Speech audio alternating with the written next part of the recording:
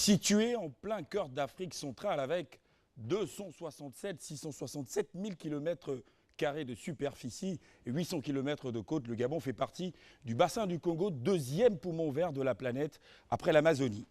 La forêt, qui occupe 85% du territoire national avec une biodiversité unique, constitue un potentiel incontournable pour l'écosystème, un véritable atout économique pour le développement du pays. Après son accession à la magistrature suprême en 2009, Ali Bongo Ondimba, le président de la République, va prendre une décision ambitieuse, disons courageuse, l'interdiction d'exportation des grumes. Premier employeur du secteur privé, la filière bois comptait en 2010 un peu plus de 15 000 emplois directs, 5 000 emplois indirects. Les chiffres sont peu connus aujourd'hui et nous donnent donc la possibilité de dresser le bilan, sinon de réitérer le cap fixé par le chef de l'État, matérialisé par son gouvernement. Vous le savez, on ne fait pas d'omelette sans casser les œufs. Et puisqu'il s'agit de développement durable, la préservation de l'environnement et la protection des ressources naturelles sont également de mise, favorisant ainsi le conflit homme-faune. Voilà en tout cas qui va constituer l'ossature, la trame, le synopsis, le squelette de ce 12e numéro de votre émission, notre émission Faire savoir, consacrée aujourd'hui, vous l'aurez compris, à la protection des ressources naturelles, l'environnement et la forêt. Merci à vous de nous rejoindre sur Gabon Télévision et nos chaînes partenaires, à l'instar de Nord TV, Média Plus et Canal Delta, Port-Gentil. Bienvenue à tous.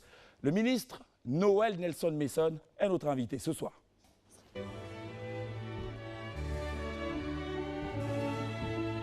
Bonsoir, Monsieur le ministre. Bonsoir. Merci d'avoir répondu à notre invitation. Merci.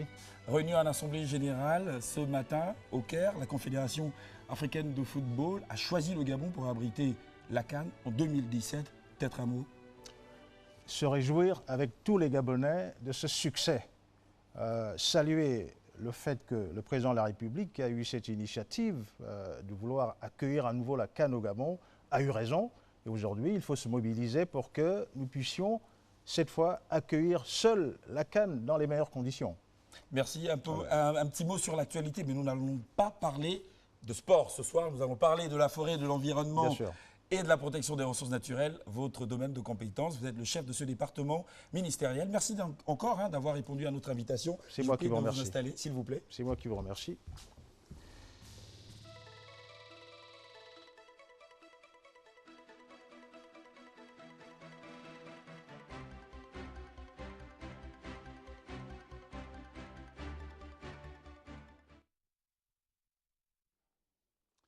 Monsieur le ministre, vous connaissez cette émission Faire savoir? Vous l'avez déjà regardée une fois peut-être? Bien sûr. Un petit mot sur l'émission, très rapidement. Les Gabonais ont soif, bien sûr, de savoir ce que le gouvernement fait au quotidien pour le développement du pays, pour améliorer leur sort, pour améliorer leurs conditions de vie. Les Gabonais ont soif de savoir si le cap tracé par le président de la République, chef de l'État, est bien suivi par les femmes et les hommes qu'il a choisis pour conduire ces politiques. Et enfin, les Gabonais ont soif de savoir ce que chacun d'entre nous, dans son administration, dans le ministère dont il a la charge, fait au quotidien pour contribuer à la réalisation des ambitions que s'est donné le Gabon pour devenir un pays émergent à l'horizon 2025. Et votre émission le fait très bien. Merci, monsieur le ministre. Il faut vous en féliciter. Merci. Parfois, les questions sont difficiles, mais c'est la règle du jeu, il faut s'y plier. C'est pour le bonheur et l'information de tous les Gabonais. Et la règle du jeu, c'est faire savoir. Le principe de l'émission est tout à fait simple, monsieur le ministre. Des journalistes vont se succéder ici pour vous poser un certain nombre de questions. Il y aura également des questions du public à travers notre page Facebook. Tapez Faire savoir et par SMS, uniquement par SMS, au 02 75 75 75, au 02 75 3 fois, précédé de 241 si vous nous contactez de l'étranger.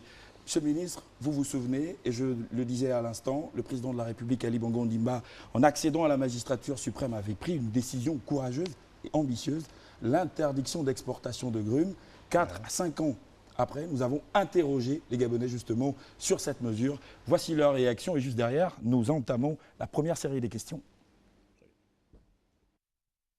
Déjà, bon, je prends l'exemple de Njolé parce que Njolé, c'est le grand centre là où il y a toujours eu les sociétés de bois, honnêtement.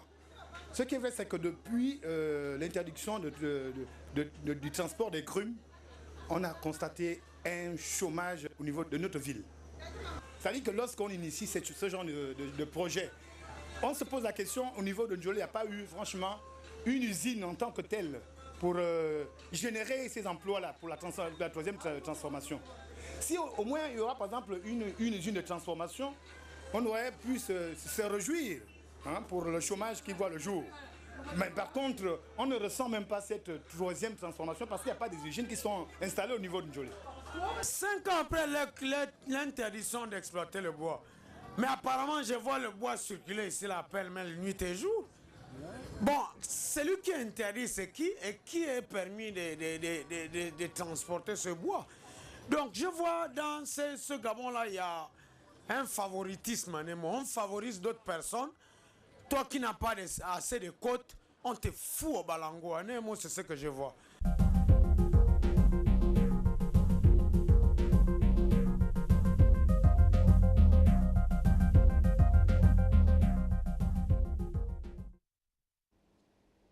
Monsieur le ministre, alors vous venez d'entendre quelques réactions des Gabonais et vous l'avez constaté, Dina Koussou de Canal 7 et Innocent Badouma du journal L'Union nous ont rejoints sur ce plateau. Après ces premières réactions, peut-être une première, la vôtre?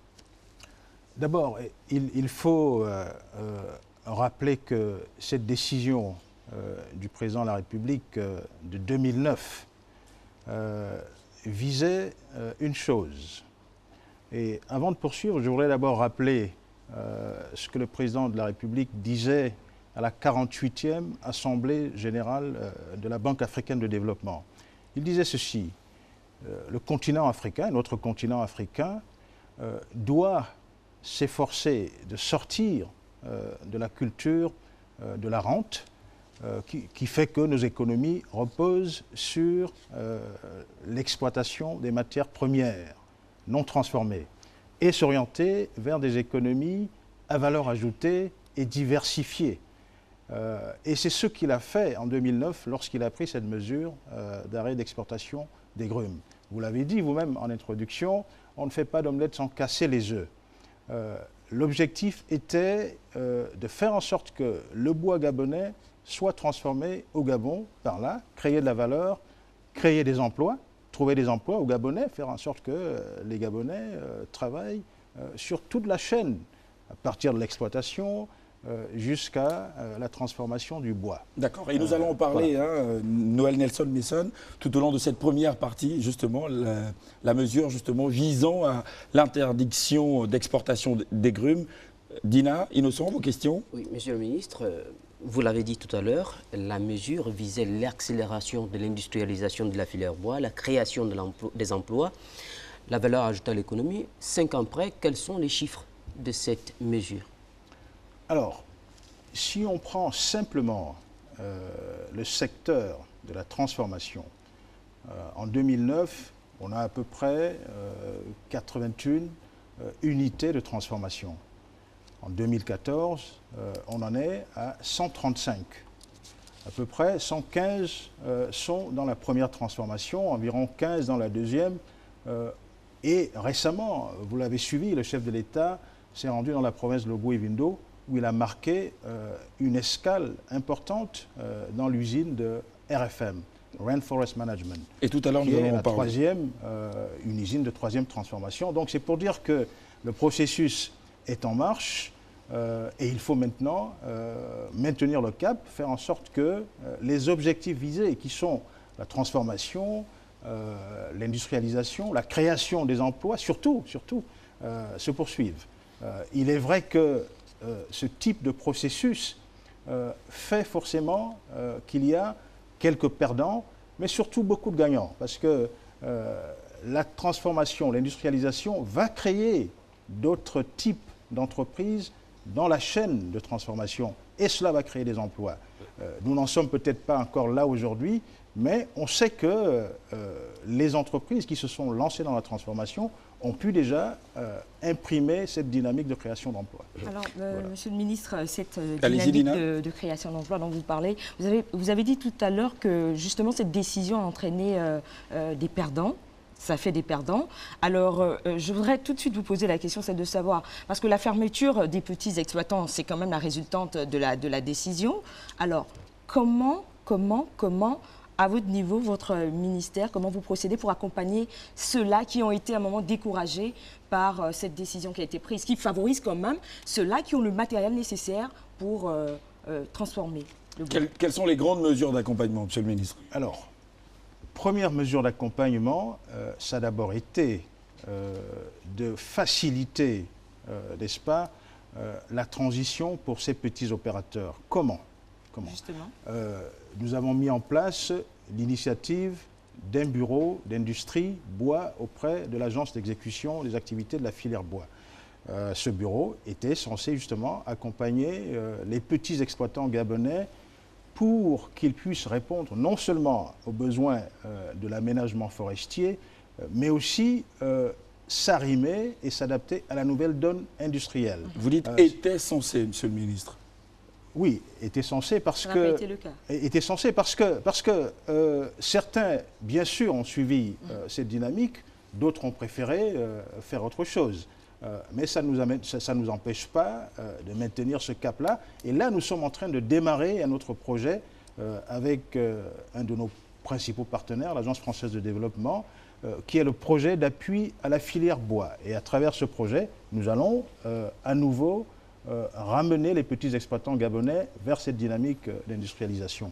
Alors à côté de cela, nous avons mis en place le fonds forestier national, dont la vocation sera, une fois qu'il sera bien capitalisé, d'appuyer financièrement les petits exploitants gabonais. Nous allons aborder la question du fonds financier. Vous avez parlé tout de suite de création d'emplois. On sait qu'avant la mesure, la filière bois était le deuxième employeur après l'État. Ouais. Aujourd'hui, est-ce qu'on a les chiffres de l'emploi? Est-ce qu'il n'y a pas plus de pertes d'emploi que de création?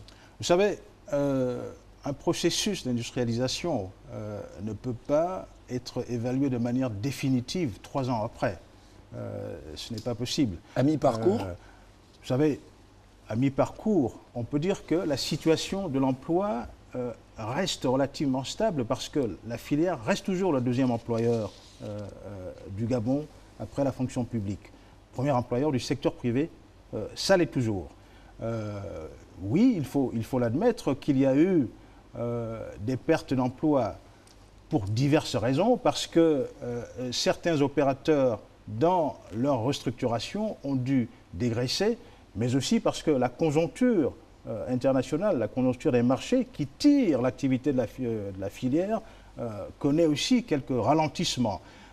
Vous savez qu'on est frappé de plein fouet avec la baisse drastique des cours des prix du pétrole qui fait que nos gros marchés, notamment la Chine, connaissent également un ralentissement qui ne date pas d'aujourd'hui, mais qui date déjà d'il y a à peu près 2 ans. Donc tout cela fait que les entreprises sont obligées de s'adapter et ça passe forcément par des mesures de dégraissage. Mais il faut se dire qu'avec l'industrialisation, des nouveaux métiers vont se créer, des nouvelles opportunités vont se créer et on va voir une certaine reprise de l'emploi et il faudra à ce moment-là qu'on soit prêt en formant les hommes qu'il faut pour occuper ces nouveaux métiers qui vont se créer dans la filière.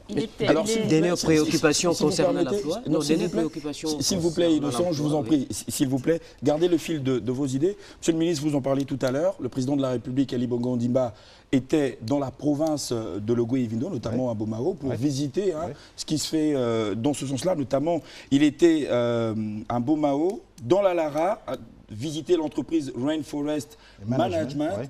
Nos reporters étaient sur place. Le chef de l'État s'est d'ailleurs prêté à quelques-unes de leurs questions. Nous suivons ce reportage et nous nous retrouvons juste derrière. Gardez le fil de vos idées, Innocent, je vous en prie.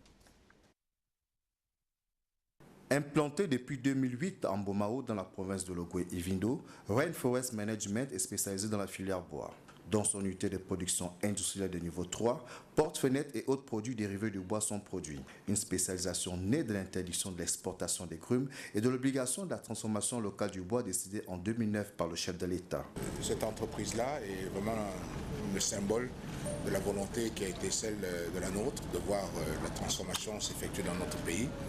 Et bon, à nous de continuer à encourager. C'est la valorisation pour nos bois, c'est créateur d'emplois et ça nous ouvre des possibilités d'autres marchés.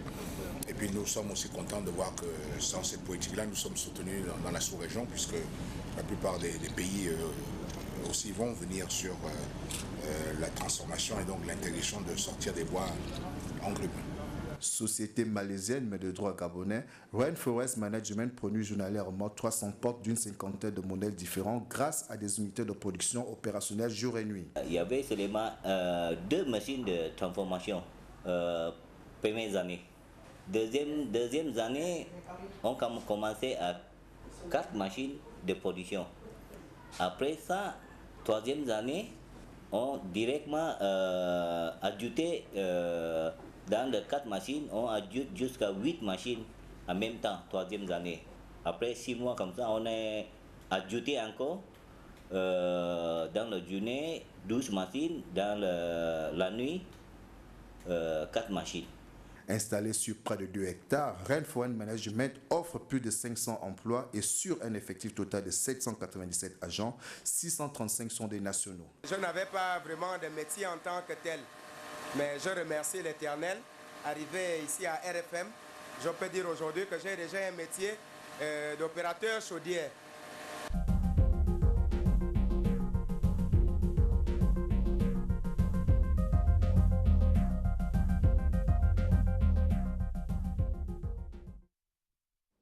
Merci à Abel Tati et toute son équipe pour la réalisation de ce reportage. Monsieur le ministre, que retenir de la descente du chef de l'État à Baumahu?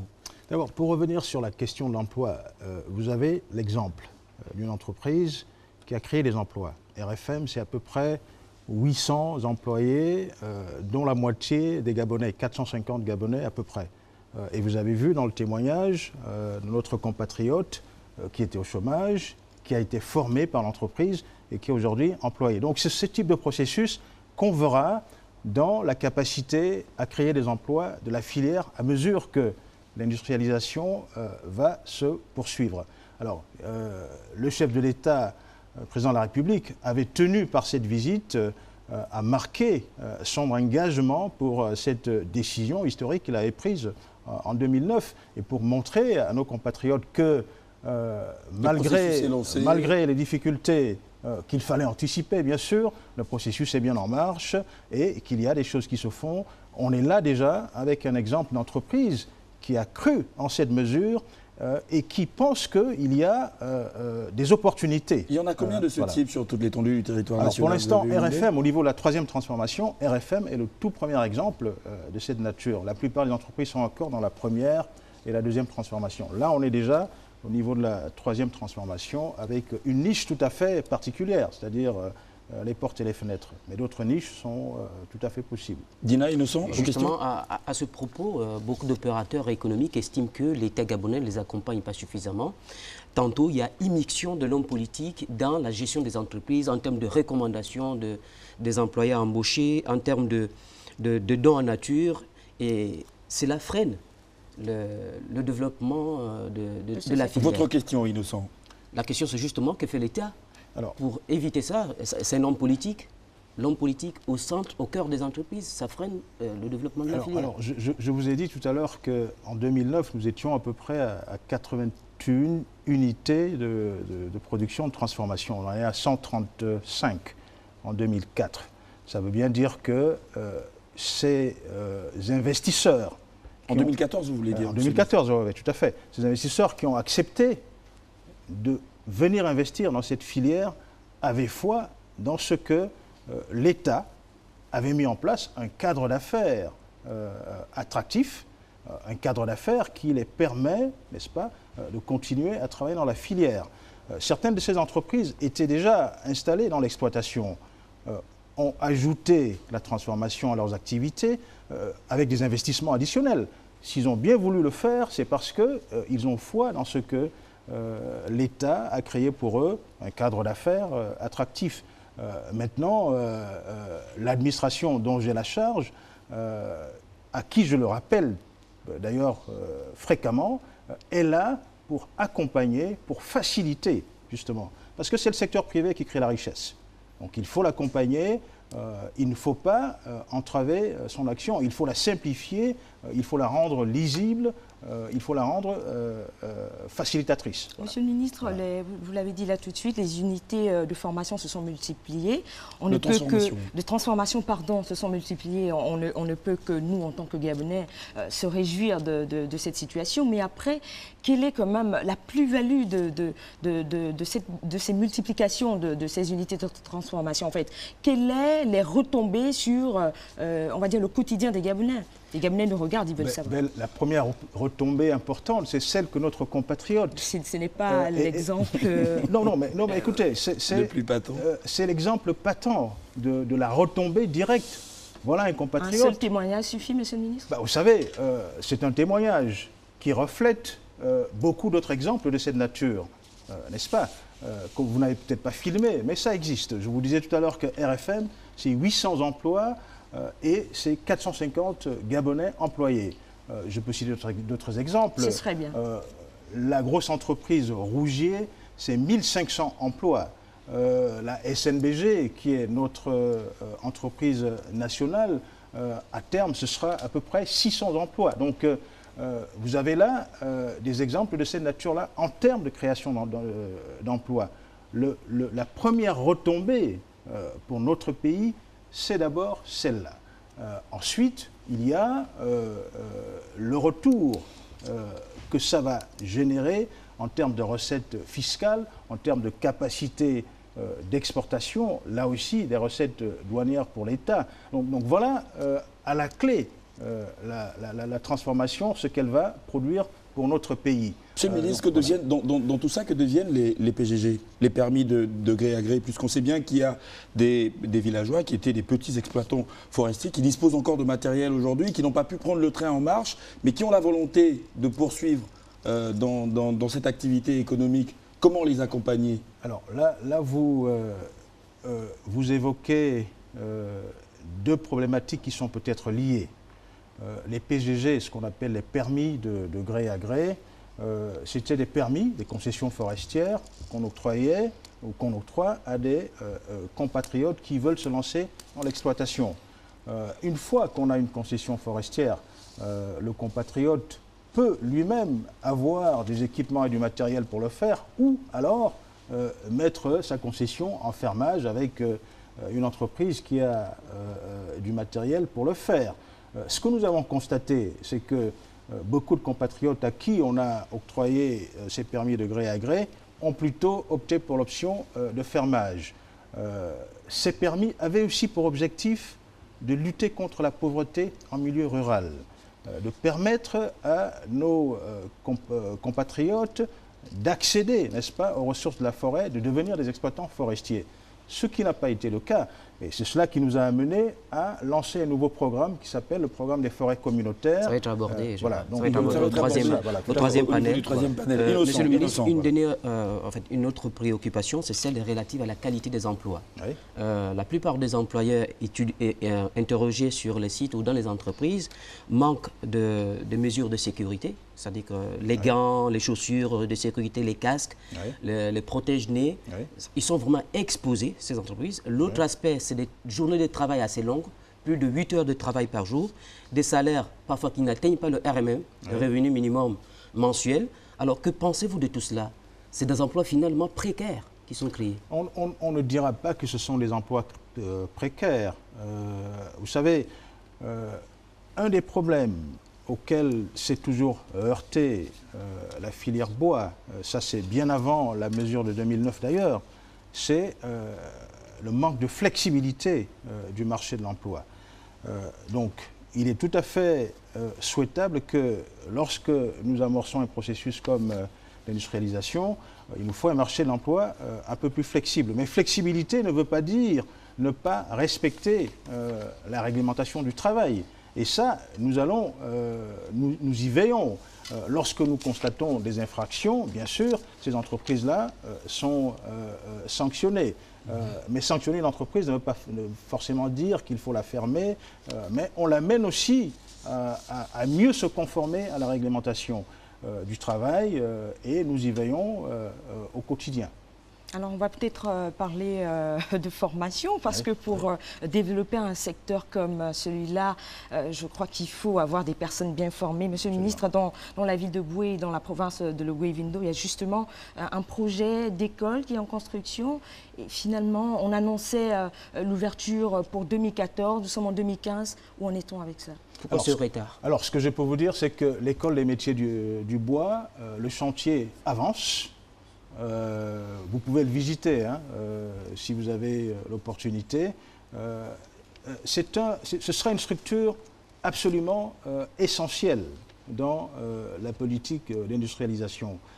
Parce que l'une des contraintes, l'une des barrières à l'entrée, c'est évidemment le manque de personnel qualifié en quantité suffisante pour les entreprises qui veulent se lancer dans la transformation. Donc cette école aura pour vocation d'être un pôle de formation pour ce type de personnel.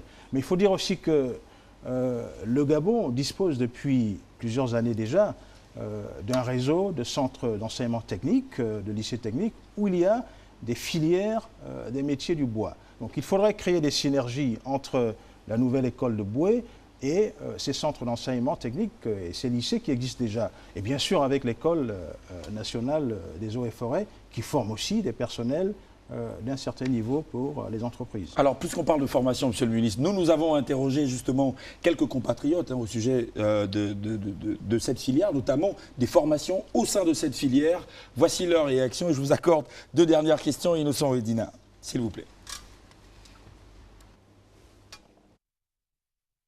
Nos chefs, nos dirigeants m'ont demandé de venir essayer et j'ai essayé.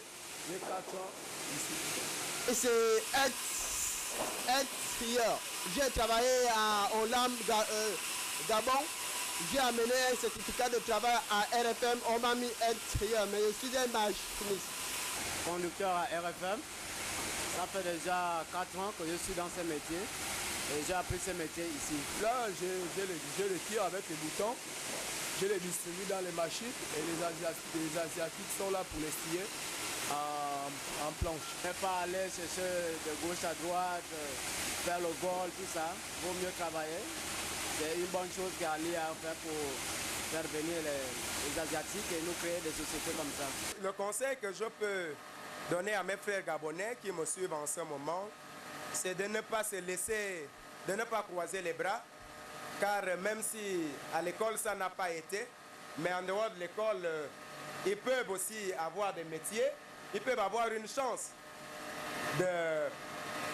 d'obtenir un métier, comme je l'ai fait. Je suis arrivé ici sans métier. Je peux dire que j'ai fait 6 mois. Après 6 mois, je connaissais déjà à peu près ce que j'avais déjà à faire. Et je suppose que je suis déjà à ma 3e année. Je tends déjà vers la 3e année.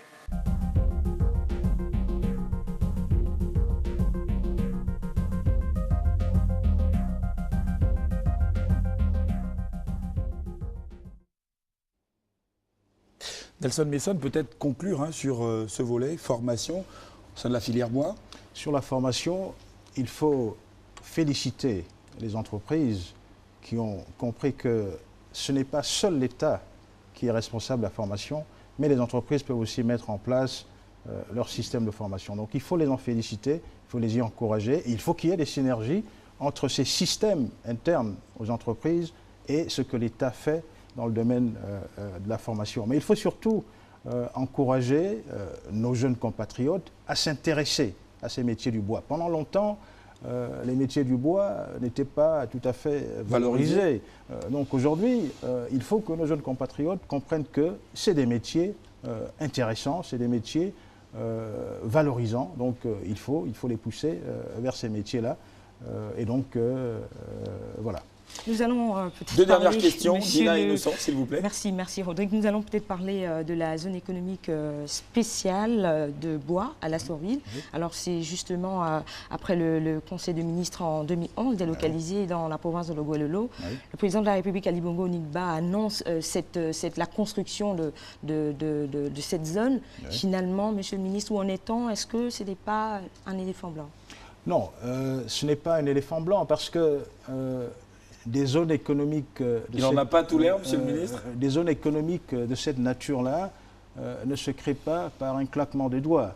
2011 mais oui, bien sûr, bien sûr. Quelle est leur vocation? Leur vocation, c'est d'abord de créer des plateformes où les entreprises volontaires vont venir s'installer pour justement créer des liens en amont et en aval entre elles. Voilà les vocations. À ce niveau, est-ce que quelque chose a avancé? Ne serait-ce qu'en termes de crottier, en termes de conception. Vous savez, un site a été identifié à Lastorville. Maintenant, il faut que le dossier, n'est-ce pas, soit bouclé à la fois avec les financiers qui sont intéressés par un tel projet. Il faut que les entreprises comprennent bien quel est leur intérêt, n'est-ce pas, de s'associer à un tel projet, et puis le projet suit son cours. Vous êtes fixé un temps pour réaliser tout ça, monsieur le ministre? Vous savez, ce n'est pas une question de se fixer une échéance. C'est important. C'est d'abord de bien faire les choses en amont. Bien faire les choses en amont, c'est déjà au niveau de l'administration, au niveau du gouvernement, parce que ce n'est pas seul le dossier du ministère de la Forêt. C'est un dossier qui concerne à la fois le ministère de la Forêt, le ministère de l'Industrie et le ministère de l'Économie.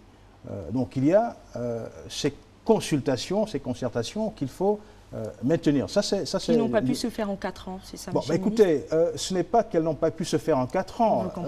Vous savez, on est en train de parler là de processus. Nous ne sommes pas en train de parler des choses qui tombent du ciel. C'est quand même un projet. Voilà. Et le président de la République a constaté que le gouvernement n'avançait pas suffisamment sur certains dossiers. Vous savez, les dossiers avancent au rythme normal, parce que une chose est de vouloir bien faire les choses, une autre chose est de les faire dans la précipitation. Je voudrais m'inscrire en faux, monsieur le ministre. Le président de la République a dit que les chantiers avancent à un rythme peu satisfaisant. Dernière préoccupation, ça va être une autre annonce. Laissez le ministre conclure, s'il vous plaît. Vous savez, c'est le président de la République qui est notre capitaine. C'est lui qui nous instruit et nous suivons, n'est-ce pas, les pas et la cadence. C'est tout à fait normal que le chef, le président de la République, s'impatiente, mais nous sommes là pour rassurer à la fois nos compatriotes, pour dire que ces projets avancent au rythme normal pour qu'ils soient bien réalisés, pas pour qu'ils soient réalisés dans la précipitation. Vos dernières questions, Innocent. Lors du Conseil des ministres délocalisé de Port-Gentil, le président de la République, ou du moins le Conseil des ministres, avait décidé de l'instauration d'un fonds pour soutenir l'industrialisation de la filière bois. Alors, qu'est-ce qui s'est passé? Concrètement, monsieur le ministre. Alors, qu'est-ce qui s'est passé? La décision de créer ce fonds a été prise. Entre-temps, le Fonds forestier national a été créé, avec quasiment la même vocation, qui est celle de soutenir la filière. Alors, en examinant les deux projets, il nous est apparu judicieux, opportun, n'est-ce pas, de rassembler ces deux entités, puisque une était déjà créée, le Fonds forestier national était déjà créé. Donc, le Fonds forestier national va aujourd'hui reprendre, n'est-ce pas, les missions qui avaient été dévolues à ce fonds de soutien à l'industrialisation, pour qu'on ait un fonds plus fort, n'est-ce pas, qui puisse financer l'ensemble des activités de la filière. Alors, aujourd'hui, nous avons entrepris un certain nombre de démarches pour que le fonds forestier ne soit pas seulement un fonds gabonais, mais qu'il soit ouvert à d'autres partenaires et à d'autres investisseurs. Nous avons récemment entrepris une mission en Chine pour rencontrer différents partenaires. Nous l'avons fait en France il n'y a pas longtemps. Donc, les perspectives sont bonnes, je crois que c'est ce que je peux dire. Je vais vous accorder vraiment la toute dernière préoccupation. S'il vous plaît, la toute dernière. Merci Rodrigue. Monsieur le ministre, en 1979, le port à bois de Vando a été inauguré. Alors finalement, quel est le devenir pour ce port-là et ses agents? Alors, est-ce qu'il faut parler d'un port à bois? Oui, peut-être d'une plateforme qui servait, n'est-ce pas, l'exportation des grumes. À l'exportation des grumes. Ouais. Puis il y a eu la mesure. Puis la société d'entreposage de parcs à bois du Gabon, qui gérait cette activité-là, a connu quelques difficultés du fait de cette mesure. Cette société est aujourd'hui en restructuration et la restructuration avance très bien parce qu'il s'agit de faire entrer dans le capital de la société de nouveaux actionnaires pour que l'activité, cette fois-ci, se tourne vers l'exportation des produits transformés et diversifiés d'ailleurs, puisque les produits miniers vont aussi faire partie, n'est-ce pas, de l'activité de cette entreprise. Donc les agents de cette structure peuvent être rassurés qu'ils ne seront pas... il y a eu quelques dégraissages. Ce n'est pas tout le monde qui a été licencié. Mais à terme, cette entreprise sera bientôt en mesure de réembaucher et peut-être de faire revenir les agents qui avaient été initialement licenciés. Innocent, Dina, merci pour toutes ces questions. Noël Nelson Besson, restez avec nous. Nous allons évoquer à présent le volet lutte contre le braconnage pour voir un peu la politique nationale en matière de lutte contre le braconnage. Nous avons interrogé, comme l'exige la tradition dans cette émission, nous avons interrogé certains de nos compatriotes pour qu'ils nous disent comment est-ce qu'ils perçoivent, Monsieur le Ministre, cette politique. Voici leur réaction. En fait, il faut d'abord partir d'un principe. Les gens qui font le braconnage, normalement, ils n'ont pas envie de le faire. Mais tout ça là aussi, il faut savoir que c'est un problème de travail. Quand quelqu'un n'a pas un boulot fixe, peut-être, on ne sait pas, c'est avec ça qu'il peut nourrir un peu sa famille. Bon, il y a ceux qui le font de manière abusive. C'est ce qui n'est pas bon. Si c'est pour chercher 2 ou 3 gibiers, ça peut aller. Bon, avoir tout un conteneur de gibier, c'est ce qui n'est pas bon. Il faut penser aussi à l'avenir. Et ceux qui sont derrière nous, ils vont trouver quoi? Si on finit tout aujourd'hui, vraiment, on ne sait pas. Il faut laisser à nos enfants pour leur montrer les espèces qui pourront rester après.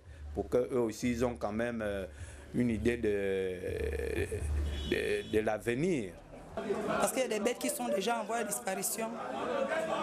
On ne doit pas... Mais sinon, eux aussi nous dévastent les plantations. Aujourd'hui, on se retrouve, on n'a plus de manioc. On est obligé de payer le manioc des Midic. Apparemment, on constate qu'on prend un peu plus de braconniers.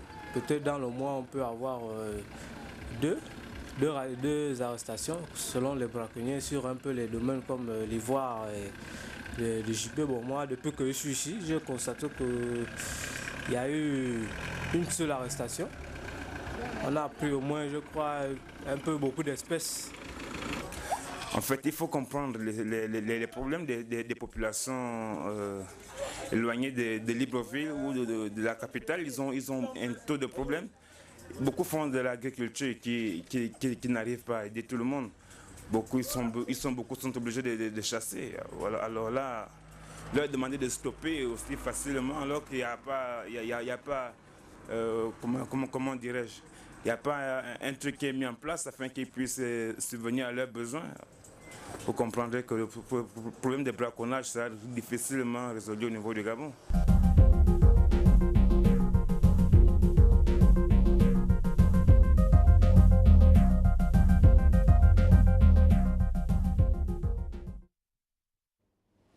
Monsieur le ministre, la lutte contre le braconnage, votre réaction après celle des Gabonais? D'abord, je suis heureux de constater que beaucoup de nos compatriotes ont bien compris les enjeux de la préservation de la biodiversité. C'est important pour les générations présentes, c'est important pour les générations futures, c'est important pour la place de notre pays dans l'environnement mondial. Le braconnage est aujourd'hui une grande préoccupation pour notre pays. Le président de la République, chef de l'État, vient de participer à une conférence internationale au Botswana sur cette question. Tout à fait. Il en a participé à d'autres où il a souvent attiré l'attention de la communauté internationale sur la préoccupation qu'est le braconnage pour notre pays. Le braconnage a à la fois des implications sur la sécurité nationale, sur la paix, je dirais même, puisque ce sont des bandes armées, ce sont des bandes de bandits qui se livrent à cette activité. Le braconnage a des implications économiques parce que le commerce de l'ivoire alimente plutôt des réseaux criminels et mafieux. Le braconnage a des implications pour la préservation de la biodiversité parce que, à force de braconner, c'est une espèce qui peut disparaître. Et nous allons en parler, Monsieur le ministre. Avec des conséquences Et nous tout à fait allons en dramatiques. parler Voilà. tout de suite avec Louis-Philippe Balinga de l'AGP, l'agence gabonaise de presse, et Nadège Banda, journaliste blogueuse. Bonjour. Vos questions. Oui, Monsieur le ministre, nous parlons là de braconnage, mais il semble qu'au quotidien, il y a une confusion dans les esprits. Le plus souvent, les forces de l'ordre arrêtent des camions ou des véhicules chargés d'animaux abattus. Quelle est la définition véritable du braconnage et que dit la loi à ce niveau? Écoutez, le braconnage, c'est simplement, on va dire, l'abattage et le commerce d'espèces protégées. Le Gabon a une liste d'espèces de la faune protégée. Et l'abattage et le commerce de ces espèces est ce qu'on appelle le braconnage. On se focalise beaucoup sur le commerce de l'ivoire, le commerce illicite de l'ivoire, parce que c'est là que les gros montants ou l'argent, n'est-ce pas, se fait facilement. Mais c'est cela le braconnage. Donc, lorsque des agents des forces de sécurité arrêtent un camion et qu'on y trouve, par exemple, le pangolin, qui est une espèce protégée, eh ben, ils sont obligés de l'arrêter, ou s'ils y trouvent des défenses d'ivoire. Voilà la situation.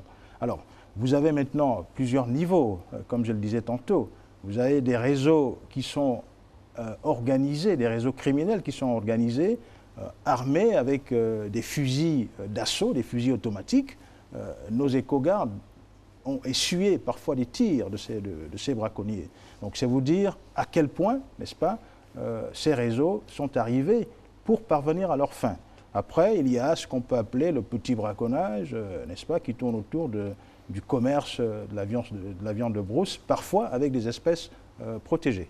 Oui, à propos, Monsieur le ministre, il y a aussi les espèces semi-protégées et qui entrent dans le commerce en général, en ce qui concerne la restauration, notamment, et c'est surtout à ce niveau qu'il y a conflit entre les gendarmes et ces commerçants-là. Est-ce qu'il y a des mesures qui sont prévues justement pour éviter que ce conflit arrive? Écoutez, la première chose, c'est de simplement respecter la loi. Voilà, c'est ce que tous nos compatriotes qui sont dans la restauration, qui veulent présenter de la viande de brousse dans leur menu, sont tenus de faire, c'est de respecter la réglementation. Il y a des espèces telles que la gazelle qu'on peut servir dans les restaurants sans que ça pose trop de problèmes. Voilà. Après, il y a pour, n'est-ce pas, la consommation, je pense qu'on peut très facilement abattre 4 gibiers d'espèces différentes qui ne sont pas protégées sans que ça pose un problème.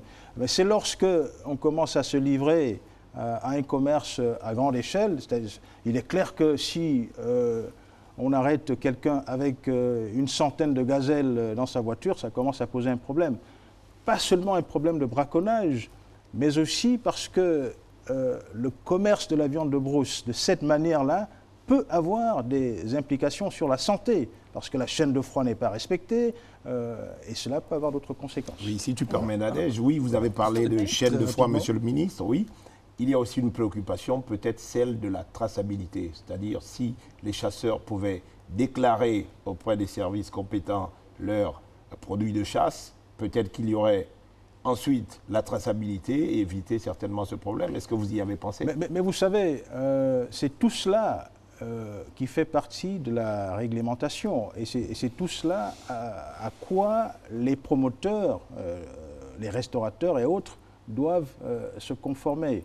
Alors le ministère est justement en train de travailler sur un projet qu'on a appelé le projet Viande de Brousse, qui vise justement à organiser cette filière-là, parce qu'il s'agit d'une filière en réalité. Économique. Voilà, économique bien sûr. Donc ce projet, à terme, nous permettra de mieux organiser cette filière-là pour que les préoccupations que je suis en train d'exprimer, les préoccupations liées à la santé, à la préservation, à la conservation, pour que le consommateur, au finish, ne puisse pas souffrir parce qu'il n'y a pas eu une bonne traçabilité. Alors, pour la suite de l'émission, je vous en prie très rapidement, Nadège, voilà, je vous en prie très rapidement. Monsieur le ministre, peut-être revenir sur la question que vous évoquiez tout à l'heure, celle donc des bandes organisées. Oui. Comment expliquer la présence justement de ces bandes sur notre territoire? Est-ce que ça veut dire que, déjà, savoir si ces bandes sont des bandes de compatriotes ou alors, voilà, d'autres nationalités peut-être? Vous avez dû suivre pas mal d'éléments de médias sur la situation dans la région de la zone de Mikébé, oui. Qui est une zone transfrontalière entre le Gabon, le Congo et le Cameroun. Aujourd'hui, l'essentiel du grand braconnage se déroule dans cette zone. Et on y trouve parfois des braconniers qui ne sont pas de la sous-région de l'Afrique centrale, qui viennent d'autres régions et qui se retrouvent là. Donc, il y a... Est-ce à dire que nos frontières sont poreuses? Vous savez, là vous posez également le problème de la libre circulation des biens et des personnes, parce que nous sommes dans une logique d'intégration sous-régionale. Et là, c'est l'un des problèmes qu'il faut gérer. Parce que lorsque vous avez libre circulation, il est très difficile, n'est-ce pas, de forcément contrôler les flux de personnes qui entrent et sortent. Votre collègue de l'Intérieur était sur place. Monsieur le ministre, quel est le constat du gouvernement? Alors, le Gabon est aujourd'hui indexé comme un des freins à l'intégration parce que, justement, nous avons quelques questions, nous avons quelques préoccupations sur la question de la libre circulation. Mais là, vous avez justement une des raisons pourquoi le Gabon a quelques questions, n'est-ce pas, a quelques préoccupations sur la libre circulation. Voilà. Alors, Nadège, gardez le fil de vos idées pour la suite. Monsieur le ministre, nous évoquons là déjà la problématique qui met en exergue le conflit homme-faune. Oui. Nous avons interrogé un certain nombre de compatriotes à l'intérieur du pays, puisque là-bas, la question est de plus en plus évoquée. Nous écoutons les réactions de ces compatriotes et nous nous retrouvons juste derrière pour la suite de l'émission. Le produit comment pendant qu'on a la forêt derrière les maisons. Mais on ne peut pas exploiter parce que l'éléphant vient boire l'eau dans les bassines. Tous les jours que Dieu a fait, on vit avec l'éléphant. Un problème complexe entre les eaux et forêts et le ministère de l'Agriculture. Tout simplement parce qu'au jour d'aujourd'hui, l'alimentation en Djoli devient un peu difficile. Les gens se nourrissent difficilement compte tenu des animaux qui dévastent des grandes plantations que les femmes et les hommes veulent se mettre en association. On se demande quel est le projet le projet que met l'État au jour d'aujourd'hui pour faire nourrir des grandes familles là. Parce que l'autre côté, par exemple, l'autre côté de la rive gauche, vous allez voir qu'il y a des gens qui ont tenté de faire des grandes plantations, mais ils n'ont jamais été satisfaits parce que ces plantations ont été toujours dévastées par des animaux. Bon, maintenant, lorsque les gens essaient de trouver des stratégies pour tuer ces animaux, ces gens-là sont pénalisés. Mais on privilégie même l'éléphant plus qu'un être humain. Parce qu'on dit ne tuez pas mais l'éléphant sort de la forêt, il vient retrouver les villageois au village. Bon, que fais-tu de cet éléphant? On doit l'abattre ou bien le laisser qu'il vous tue? Les plantations, les éléphants dévastent ça ici. Les hérissons, à l'époque, puis qu'on nous retrouve même derrière les maisons. Nous voulons que le ministre vienne à notre aide, qu'il vienne faire disparaître l'éléphant, afin fait que nous avons quand même un peu la force pour cultiver, mais on ne peut pas à cause de l'éléphant. On vit ici à Moulenguinza à l'aide de ça. Il y a des jeunes filles qui ne font rien, et les vieux, les mamans, surtout nous les jeunes ici, on vit à l'aide de ça. Mais s'il y a déjà les animaux qui viennent attaquer, on doit encore vivre comment? Pour avoir quelque chose, pour avoir de l'argent, il faut faire les plantations. Qui sont causées par les bêtes dévastatrices. On a du mal de fonctionner au niveau des champs. On n'arrive plus à faire ça. 10 ans d'emprisonnement ferme quand tu tues l'éléphant. Ok? Bon, ça veut dire qu'on fait quoi? Monsieur le ministre, sincèrement, tout ce que vous faites, le ministre des Eaux et Forêts, vous ne pouvez pas protéger une bête par rapport à un être humain. La bête est censée être mangée et non de le protéger et il vient nous retrouver dans les villages. Bon, l'éléphant, il est qui pour nous? L'éléphant qui pour nous? C'est mon parent. Il vient avec moi au village ou en forêt. Qui va me montrer son acte de naissance un jour. Maman, qui va me montrer son acte de naissance un jour. On tue l'éléphant 10 ans en prison. Donc il n'a qu'à manger ma nourriture. Hein? Les animaux qui dépassent les plantations, nous avons par exemple les éléphants, mais les éléphants sont maintenant arrêtés. Sont arrêtés car la chasse est maintenant permise pour tuer ces animaux. Nous avons rien que cette embuscade. Hein? Oui.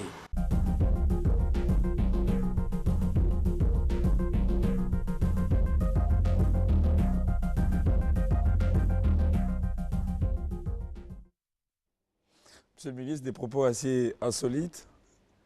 Les pachydermes, les éléphants ne disposent pas de carte.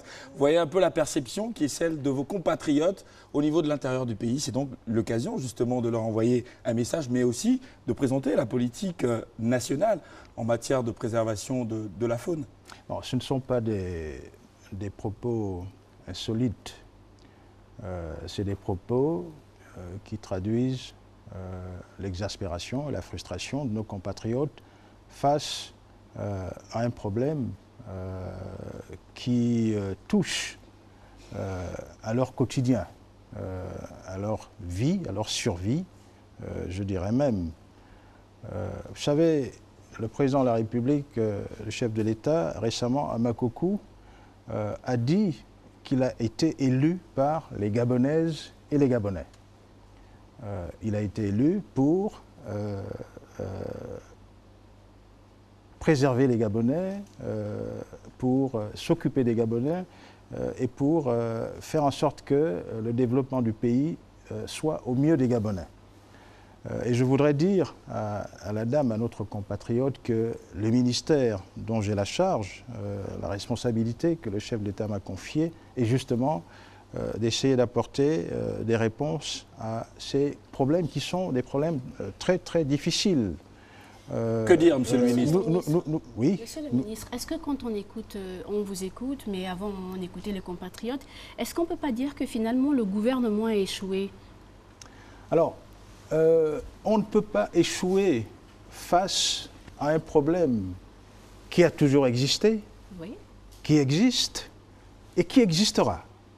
La vraie question, c'est de se dire que doit faire le gouvernement face à la recrudescence, parce que je vais vous dire que, rafraîchir un peu la mémoire, en 1992, une étude a été faite par un chercheur américain, Lam, ici au Gabon, qui révélait que les holacodes étaient plus responsables de destruction des plantations que les éléphants.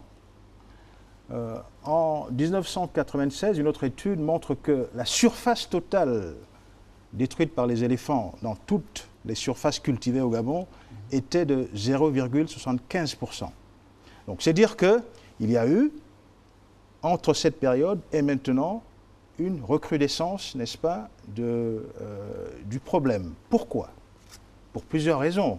Mais là n'est pas la question. La question est vraiment de se dire que doit faire l'État face à ce problème? La réponse, monsieur le ministre. La première réponse est de dire il faut que nous collections toutes les données qu'il faut sur ce problème. Il faut que nous sachions de quoi il s'agit réellement. Parce que, donc jusqu'à présent, vous ne savez pas de quoi il s'agit? Vous savez, ce n'est pas ne pas savoir de quoi il s'agit, c'est de continuer, parce qu'on a des données qui datent, je vous le disais, des années 90. Il faut, n'est-ce pas, continuer parce que le phénomène a changé. D'accord? Il faut mieux le comprendre. Il faut le comprendre de quelle manière? D'abord, est-ce qu'il y a des facteurs qui font qu'aujourd'hui, il y a plus, n'est-ce pas, de destruction qu'il y en avait par le passé? Première chose. Deuxième chose, comment les populations, puisqu'elles ont toujours vécu avec ce problème, comment elles faisaient à l'époque? Et pourquoi ça ne se passe plus aujourd'hui? Voilà. Alors, que fait donc le gouvernement? C'est d'abord de continuer à cerner le problème. Première chose. Deuxième chose, c'est de renforcer. Il vous prend combien de temps pour cerner le problème? Si vous permettez. Allez-y, monsieur le ministre. Deuxième chose, c'est, n'est-ce pas, de renforcer les dispositions réglementaires qui existent sur le problème. Parce qu'il s'agit bien d'une espèce protégée. Il faut renforcer les battues administratives, n'est-ce pas? Et vous me demanderez pourquoi on ne les fait pas souvent. Mais parce qu'une battue administrative n'est pas une opération banale. Ça, c'est la deuxième chose. La troisième chose, c'est mettre en place des mécanismes. Attendez, c'est peut-être à expliquer quand vous dites qu'elle n'est pas banale. Elle n'est pas banale, pourquoi? Oui. Parce qu'elle implique d'autres administrations. Elle implique au moins 3 administrations, n'est-ce pas? Le ministère de la Forêt, le ministère de l'Intérieur, le ministère de la Défense. Mais aussi parce qu'elles impliquent l'usage d'armes à feu en milieu, n'est-ce pas, peuplé. Donc ça nécessite certaines dispositions. Pourquoi? Parce qu'il faut organiser des traques, n'est-ce pas? Donc ce n'est pas une opération banale. Mais dans tous les cas, il faut les simplifier, il faut les rendre plus opérationnels pour que là où les problèmes se posent, qu'on puisse, n'est-ce pas, rapidement le faire. Ça, c'est la deuxième chose. La troisième chose, il faut qu'on mette en place des mécanismes d'aide aux victimes. Et les mécanismes d'aide aux victimes, ça passe par des aides financières ou autres. Donc, mais tout cela ne doit plus se faire, n'est-ce pas, du haut vers le bas, ça doit se faire autour de la table. Et c'est ce que nous allons faire dans les prochaines semaines. En attendant, monsieur le ministre, les recommandations, est-ce que vous permettez? Allez-y, monsieur le ministre. Alors, ce qui va se faire dans quelques jours, c'est de réunir autour de la table l'administration, les partenaires au développement, la société civile, les représentants des populations, pour qu'on se dise, si on prend une solution, n'est-ce pas, est-ce que cette solution est au mieux, n'est-ce pas, de toutes les parties qui sont concernées? Parce que, comme je vous le disais, le problème, n'est-ce pas, va continuer. Parce que le conflit homme-faune, c'est quoi? C'est chaque fois que les hommes et les animaux, n'est-ce pas, sont en conflit autour de ressources. C'est ça, la réalité. Voilà. Donc, monsieur le ministre, vous êtes en gros en train de dire aux Gabonais, notamment à la dame qui vous invitait à réagir, qu'elle n'a qu'à prendre son mal en patience pour le moment. Vous êtes encore en train d'étudier la situation. Vous allez vous retrouver avec les différents départements. Vous savez, et puis madame, vous allez... vous savez, madame, monsieur le ministre, un problème comme celui-ci n'a pas de solution magique. C'est une palette, n'est-ce pas, de solutions et de politiques qu'il faut mettre en place. un problème, vous l'avez dit, qui dure depuis des années. Hein. Vous savez, je ne dirais même pas des années. Le conflit homme-faune existe depuis la nuit des temps. D'accord. Voilà, pour vous le dire. Mais quand même, on en parle un peu Évoluons plus dans le débat. Voilà. Oui, on va évoluer dans le débat très rapidement. Oui, monsieur le ministre, nous l'avons constaté, éléphant, ennemi rural numéro 1. Pourtant, l'article 3 du décret 164 portant protection justement de la nature fait de l'éléphant un animal totalement protégé. Le 22 mars à Makokou, le président de la République disait qu'il n'a pas été élu par les éléphants et enjoignait le gouvernement de trouver des solutions. Et qu'est-ce que le gouvernement pratiquement j'ai envie de dire, entrevoit comme solution quand on sait que le 12 janvier en 2015, il y a eu une réunion à Libreville, un atelier qui concernait justement ce conflit homme-faune. Vous parlez du janvier. Moi, récemment, le 27 février, j'ai réuni toutes les administrations, justement, face à l'urgence. Oui, ça c'est une autre réunion qui préparerait une plus grande réunion sous-régionale. Pas pour préparer une plus grande réunion sous-régionale, mais d'abord pour décider entre les administrations les plus concernées de ce qu'il faut faire dans l'urgence. Et ce qu'il faut faire dans l'urgence, selon la loi, c'est d'abord, n'est-ce pas, renforcer ces battues administratives. Ça, c'est d'un. De deux, il faudra arriver à mettre d'autres dispositifs, des brigades spéciales, ou alors identifier dans les zones les plus touchées des personnes, n'est-ce pas, à qui on peut confier des missions, n'est-ce pas, de vigile, n'est-ce pas, pour non seulement lorsqu'il y a une incursion, qu'il y ait une première réaction. Donc, il y a une palette de solutions comme ça, urgentes, n'est-ce pas, dont on a discuté, qui vont se mettre en place dans l'immédiat. Dans l'immédiat, c'est à peu près... Vous savez, tout cela, tout cela est en train de se faire. Tout cela est en train de se faire. Pourquoi vous n'inscrivez pas l'action dans le temps, Monsieur le ministre? Oui, mais parce que, comme je vous le disais...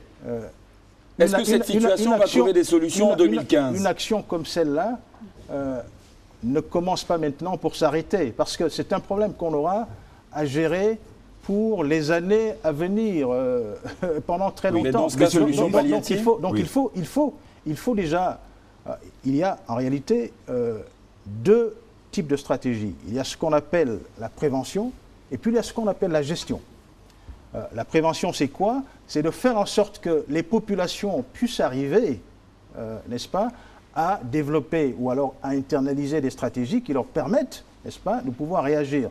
C'est ce que nous avons fait avec la FAO, parce que nous avons produit avec la FAO une boîte à outils sur les conflits hommes-faunes qu'on va vulgariser dans tout le pays pour justement renforcer les capacités des populations pour qu'elles-mêmes puissent déjà, dans un premier temps, réagir avant que l'administration ne vienne réagir après. Alors, il y a un principe, un principe qui est souvent pas très bien compris, c'est le fait que on peut, n'est-ce pas, exercer sa légitime défense. Bon, la légitime défense n'est pas une licence au braconnage. Elle est simplement une assurance, une garantie pour que lorsque un villageois se retrouve attaqué sur son champ, s'il peut se défendre, il peut se défendre. Mais ce n'est pas cela la véritable solution. La véritable solution, c'est ce que j'appelle les stratégies de prévention et les stratégies de gestion. Alors, je vais vous donner un exemple. Il y a quelques années, lorsque les villageois pratiquaient l'agriculture, ils faisaient les champs dans une partie de la forêt bien déterminée. Tout le monde faisait ces plantations.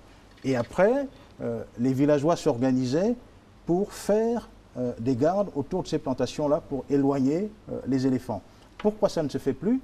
Pour plusieurs raisons. D'abord parce que les villages aujourd'hui ont connu l'exode rural, les villages sont vieillissants, donc ce type d'agriculture ne se fait plus et donc ce qui se fait aujourd'hui, c'est des petits champs et qui sont très exposés. Par villageois, vous voulez dire enfant.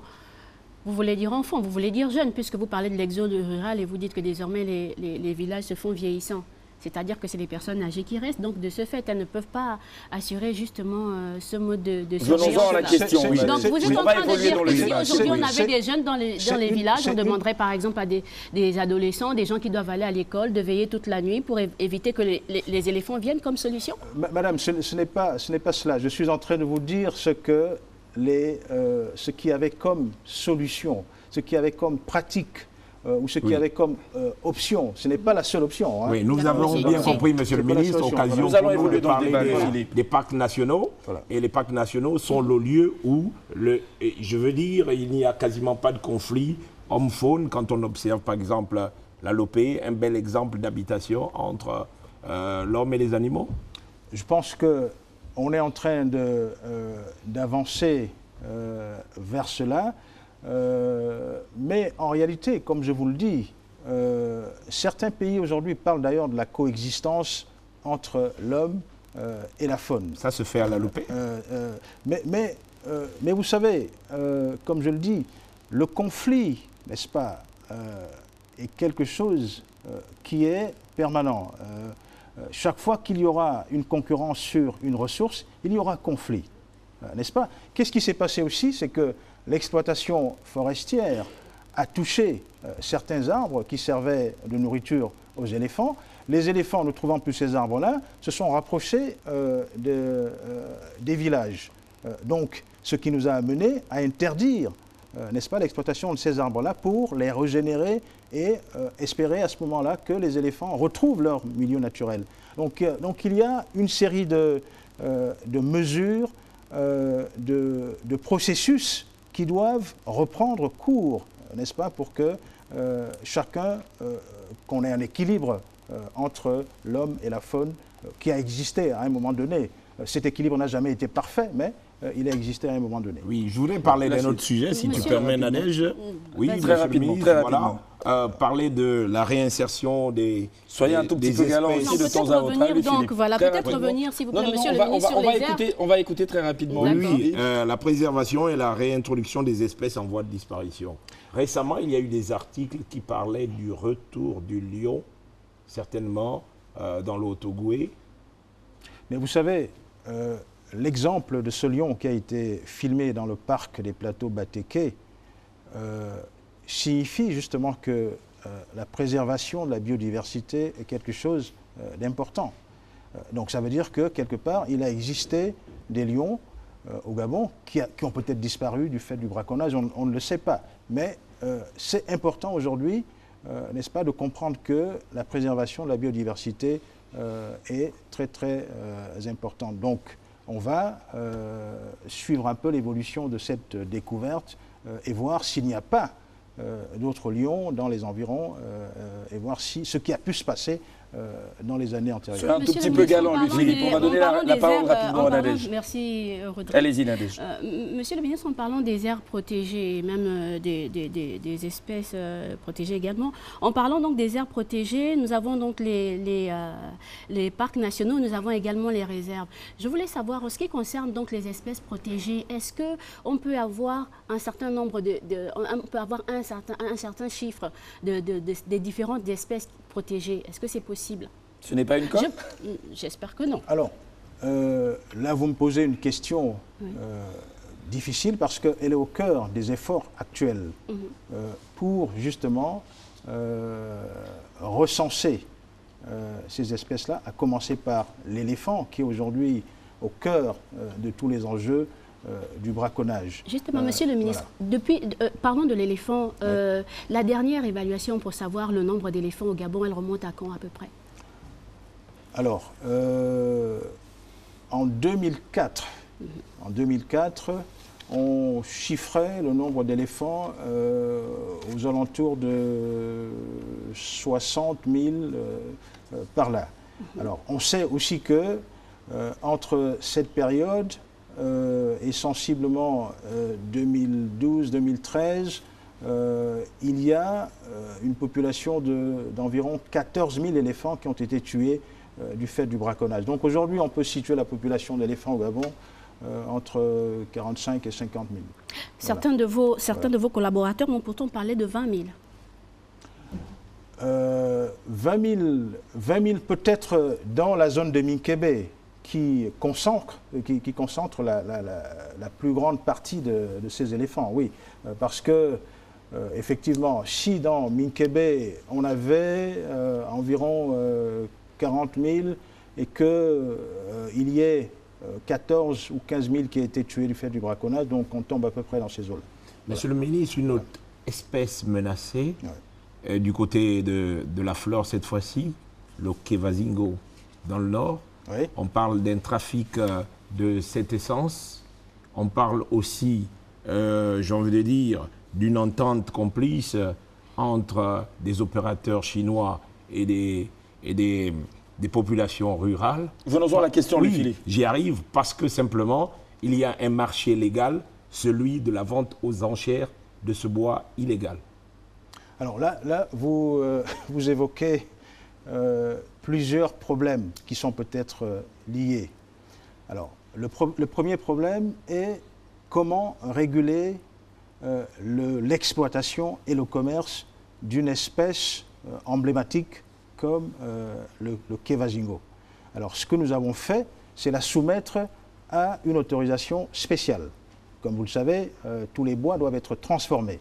Donc, nous l'avons soumise à une autorisation spéciale avec des caractéristiques, bien sûr, qui répondent aux exigences des marchés, pour ne pas entraver l'activité, bien sûr. Voilà ce qui se fait aujourd'hui pour le Kevazingo. Mais au-delà de cette mesure, il y a bien sûr toutes les mesures de traçabilité auxquelles les entreprises sont tenues, n'est-ce pas, depuis la coupe en forêt jusqu'à la transformation, jusqu'à l'export. Les entreprises qui ne se soumettent pas ou qui sont prises à défaut, eh bien, elles sont sanctionnées. Voilà. Alors, si nous évoluons dans le débat, s'il vous plaît, nous allons évoquer rapidement avec vous deux dernières questions, le plan climat et la JOS. Peut-être revenir, très rapidement, voilà, s'il vous plaît, Rodrigue, peut-être revenir un peu sur l'environnement et la biodiversité, puisqu'on est en train de parler des aires protégées. Monsieur le ministre, la question de savoir en ce qui concerne l'environnement, en ce qui concerne un peu les plages au Gabon, au niveau du Gabon, notamment de Libreville, est-ce que nous avons des plages interdites de baignade? Il y a certainement des plages privées, mais d'abord, tout le domaine maritime est propriété de l'État. La question sera évoquée dans le panel suivant. Voilà, tout le domaine maritime est la propriété de l'État. C'est comme toute la forêt gabonaise est propriété de l'État. C'est l'État qui donne des concessions forestières. Donc, on ne peut pas imaginer quelqu'un acheter une île au large de Libreville et dire que, bon, voilà, sans que... Non, il ne s'agit pas d'acheter pour... Nous allons évoluer dans le débat. Voilà, c'est plutôt par rapport au danger, par rapport à la protection des personnes. Votre question, voilà, vous l'avez certainement remarqué, il y a des plages qui sont dangereuses de baignade. Et pourtant, il y a des Gabonais qui s'y baignent. Alors, les plages sont dangereuses de baignade parce qu'elles sont accidentées, parce Exactement. que... Voilà, donc, ce qu'il faut, c'est que... Est-ce que ce ne serait pas au ministère de l'Environnement, justement, de sensibiliser les populations, les Gabonais Ah oui, mais bien sûr, mais bien sûr. Déjà, est-ce que vous le faites ? Mais déjà, il y a le principe des précautions. Je veux dire, le compatriote sait très bien que les plages du lycée Léon-Bas sont tout à fait accessibles et certaines autres plages. Et qu'il y a des plages qui, jusqu'aujourd'hui... Donc, selon vous, le Gabonais doit juste le savoir. Il ne peut pas... Ce sera votre dernière question dans ce sens. En effet. Écoutez, vous posez le problème de la sensibilisation. Oui, il faut continuer à sensibiliser les gens. C'est comme il faut les sensibiliser à la question de la propreté sur les plages. Donc ça, il faut le faire aussi, bien sûr. Je suis tout à fait d'accord avec vous. Sur le plan climat. Oui, Monsieur le ministre, de manière ramassée, si vous pouvez nous parler notamment de la préparation de COP21 qui aura lieu en fin d'année à Paris et certainement l'implication des ONG, des principales ONG dans cette grande rencontre. Et peut-être avant la réunion de Libreville. Alors, la COP21, c'est la prochaine conférence des parties à la Convention sur le changement climatique. Et cette COP21 est importante. Pourquoi? Parce que c'est à cette occasion qu'on espère avoir ce qu'on appelle un accord contraignant sur la lutte contre le changement climatique. C'est-à-dire que tous les États doivent s'engager de manière contraignante à faire des efforts pour maintenir la température de la Terre à 2 degrés, dans tous les cas, à ne pas dépasser les 2 degrés. Voilà l'enjeu de cette COP. Mais pour nous, le Gabon, l'enjeu aussi est de dire que nous faisons des efforts dans la conservation, nous protégeons nos forêts. Nous avons un taux de déforestation qui est de 0,026%, donc l'un des plus bas au monde. Et donc, pour cela, nous le faisons pour la planète. Nous ne le faisons pas seulement pour le Gabon, nous le faisons pour le monde entier.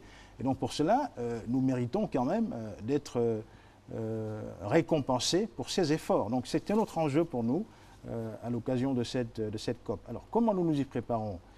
bien sûr, vous le savez, nous avons un plan climat qui décline la stratégie du Gabon pour lutter contre les émissions de gaz à effet de serre. Au niveau national Au niveau national, je vous ai déjà parlé justement de tout ce que nous faisons pour la gestion durable des forêts, parce que les forêts sont des puits de carbone.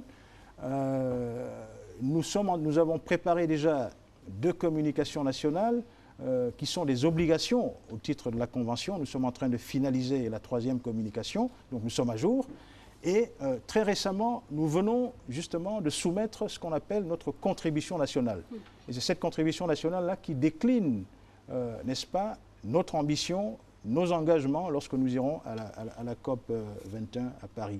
Alors ça passe par une série d'actions que nous menons déjà et que nous allons... Et l'implication des ONG, vous avez oublié? Alors, avant l'implication des ONG, Monsieur le ministre, dans le même sens, nous allons prendre rapidement, parce que nous n'en avons pas pris jusqu'ici, une question sur notre page Facebook. Il s'agit notamment d'un compatriote qui voudrait savoir, je veux lire in extenso, alors après que le défunt président Omar Bongo Ondimba ait cédé 11% de notre territoire national pour le bien-être de l'humanité, et vous pouvez apercevoir cette question sur votre petit écran, quelle est la contrepartie?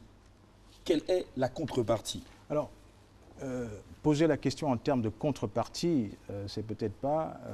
c'est une question du public. Voilà. Mais ce qu'on peut dire, c'est que le Gabon, de par ses politiques environnementales, y compris cette décision importante, a pu bénéficier de beaucoup de choses. L'exemple le plus récent, ce sont les 60 millions d'euros qui ont été négociés dans le cadre de l'accord de conversion de dette avec la France, par exemple. Je peux dire aussi qu'au cours des 10 dernières années, la coopération internationale sur la question des forêts, notamment, a permis au Gabon de bénéficier de financements jusqu'à un montant d'à peu près 38 milliards de francs CFA. Les parcs nationaux fonctionnent aujourd'hui grâce à diverses aides qui viennent à la fois du gouvernement américain, de l'Union européenne et bien d'autres partenaires de la Banque mondiale et ainsi de suite. Donc il y a un éventail de retombées, n'est-ce pas, suite à nos politiques environnementales. Mais comme je le disais tantôt, l'un de nos enjeux importants à la COP 21, c'est de dire nous faisons beaucoup d'efforts, parce que, vous le constatez, 0,026% de déforestation, c'est quand même... on a l'impression que notre forêt est coupée tous les jours, mais elle est plutôt bien gérée, parce qu'avec un tel taux de déforestation, c'est qu'on ne fait pas ce que beaucoup d'autres pays ont fait en coupant leur forêt. Donc, nous le faisons pour le Gabon, bien sûr, mais nous le faisons aussi pour la planète. Et donc, nous méritons d'être... en rapport avec les ONG, ministre. Ce sera votre dernière question, s'il vous plaît. Ce sera votre dernière question. En ce qui concerne le climat, revenir sur le Conseil climat et l'Agence d'études, d'observation spatiale, qui ne sont pas sous tutelle de votre département, mais qui gèrent quand même les questions de climat au Gabon. Vous le confirmez. Bon, elles ne sont pas sous votre tutelle, ces 2 structures. La question, Nadège, voilà, justement. Pourquoi? Est-ce que c'est parce que votre ministère est incompétent en la matière? Oh, vous savez, le Conseil climat existe depuis quelque temps. Le Conseil climat est présidé par le président de la République, chef de l'État. C'est un organe d'orientation sur les grandes politiques et les grandes orientations du pays en la matière. Voilà ce qu'est le Conseil climat. Donc ce n'est pas une agence, ce n'est pas une direction. C'est un conseil, comme son nom l'indique, et qui de plus est présidé par le chef de l'État lui-même. Alors, l'AGEOS, qui est aujourd'hui sous la tutelle technique du ministère de l'économie numérique, parce qu'il y a bien sûr une dimension forte. Une question, je laisse le ministre économie numérique, donc qui, entre autres, aide notre pays à assurer le suivi du couvert forestier. Donc ça, c'est une des... comment dirais-je, une des missions de l'AGEOS, ce n'est pas la seule. Donc, elle ne peut pas être sous la tutelle du ministère de la Forêt, parce que sa mission n'est pas que de surveiller le couvert forestier, mais c'est de faire beaucoup d'autres choses. Merci, Monsieur le ministre. Fin de la deuxième partie de cette émission. La préservation de l'environnement, c'est aussi le développement durable. Et tout ceci rime avec la protection des ressources naturelles.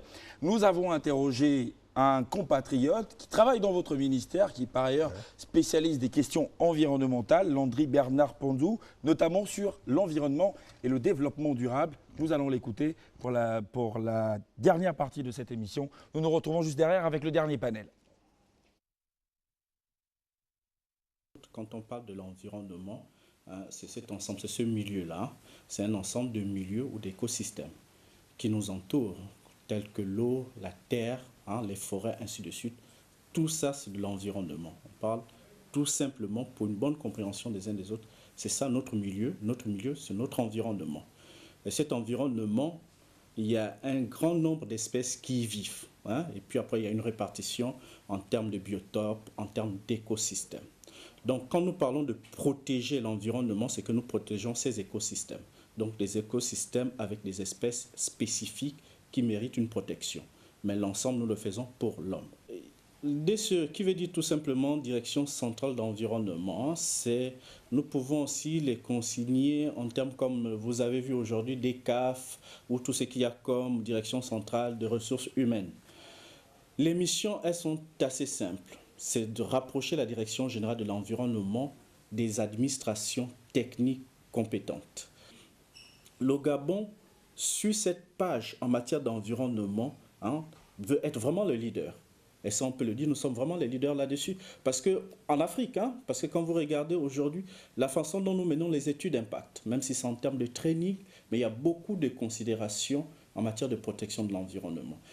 T'aider par exemple le plan national climat. Le plan national climat avec le plan stratégique Gabon émergent. Vous voyez bel et bien quelle dimension prend la politique environnementale en termes de protection de nos ressources naturelles, que ce soit les ressources halieutiques, que ce soit les terres, le plan d'affectation des terres. Aujourd'hui, cette politique est vraiment en voie pour dire qu'elle occupe une place préoccupante au niveau de notre administration, au niveau du gouvernement, au niveau du président de la République. C'est vraiment une préoccupation qui a vraiment sa place et qui prend plus d'ampleur.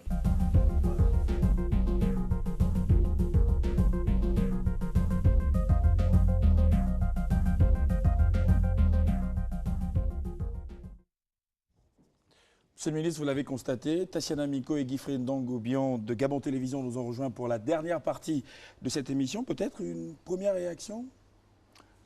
Je pense que mon collaborateur ne fait que souligner l'importance du développement durable, des problématiques liées à l'environnement dans notre pays. C'est d'ailleurs en cela que nous avons le pilier Gabon vert, aujourd'hui auquel il faut ajouter le pilier Gabon bleu. Mais en réalité, tous les piliers de la vision du président de la République ont de manière transversale, n'est-ce pas, la préoccupation de l'environnement et du développement durable. Monsieur le ministre, l'environnement, ce n'est pas seulement les forêts, ce n'est pas seulement l'intérieur du pays, c'est aussi les zones urbaines, le culte de l'environnement insalubre des quartiers de Libreville. Je vous prends un exemple, je ne sais pas si vous le saviez, mais si vous le savez, pardon, les bassins versants de Nzangayon se déversent dans le parc d'Akanda. Oui. Que fait votre ministère? Vous êtes informé de cette situation? Mais bien sûr, nous avons déjà un projet en cours avec un financement de la Banque africaine de développement et de l'Agence française de développement pour apporter des solutions à ce problème. Les études ont été faites, on va passer à la phase de mise en œuvre qui sera un projet où seront associées les populations riveraines, n'est-ce pas? Un tel problème ne peut pas être géré seulement avec l'administration. Il faut associer les populations riveraines et pourquoi pas les ONG qui sont très actives aussi sur cette question de l'insalubrité des bassins. Et vous allez le faire. Et vous allez le faire. Il est en train de se faire. Il est en train de se faire. Il est en train de se faire, oui. Voilà. Alors, Tatiana, Bonsoir, Guy Frey. Bonsoir. Bonsoir, Monsieur le Ministre. Alors, on parle de lancement des forêts communautaires au Gabon. Oui. Parlez-nous-en. Qu'est-ce qu'une forêt communautaire déjà et au plan socio-économique, quel est l'intérêt de ce projet? Alors, simplement dit, une forêt communautaire est une concession qu'on attribue à une association villageoise, dans le cadre d'un village ou d'un regroupement de villages, pour qu'elle puisse exploiter directement les ressources de la forêt. Pourquoi sommes-nous arrivés à ce programme? Parce que, vous vous souvenez, nous avions commencé avec les fameuses coupes familiales qui ont eu toutes sortes de problèmes parce que finalement, elles ne bénéficiaient pas au plus grand nombre. Nous sommes arrivés au permis de gré à gré. Les fameux PGG, c'était quasiment la même chose. Comme je le disais tantôt, nos compatriotes les mettaient en fermage et en tiraient les gains individuels sans que cela ne bénéficie au plus grand nombre. Avec les forêts communautaires, nous espérons que la formule des associations permet justement de céder une concession forestière à une association villageoise et pouvoir bénéficier au plus grand nombre, lutter contre la pauvreté, favoriser l'accès, n'est-ce pas, à l'exploitation des ressources de la forêt de diverses manières, pas seulement le bois, faire des activités d'agroforesterie, des activités agricoles et autres types d'activités. Monsieur le ministre, pourquoi vous dites que cela ne profitait pas au plus grand nombre? On a vu les petits exploitants forestiers réhabiliter des routes, construire des dispensaires, c'est pour le plus grand nombre. Vous savez, les évaluations qu'on en a fait nous ont amené à cette conclusion-là. Elle n'est pas erronée? Vous savez, c'est quand même des évaluations qui sont faites sur le terrain par les agents du ministère et qui nous ont amené à ces conclusions-là.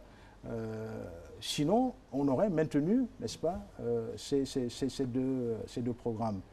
Cela dit, le programme des PGG est toujours en vigueur dans le cadre de la loi et du code forestier qui est toujours en vigueur, qui n'est pas encore réformé.